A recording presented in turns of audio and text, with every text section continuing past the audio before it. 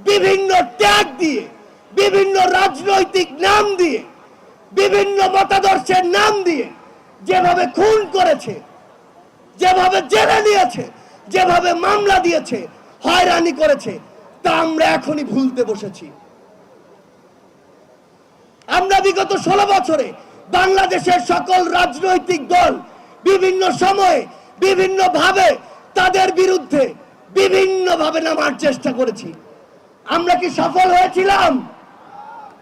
বিগত 16 বছরে যখন আমরা এককভাবে বিভিন্ন ব্যানার নিয়ে রাজপথে ওই খুনির বিরুদ্ধে নেমেছি, আমরা কিন্তু সফল হইনি।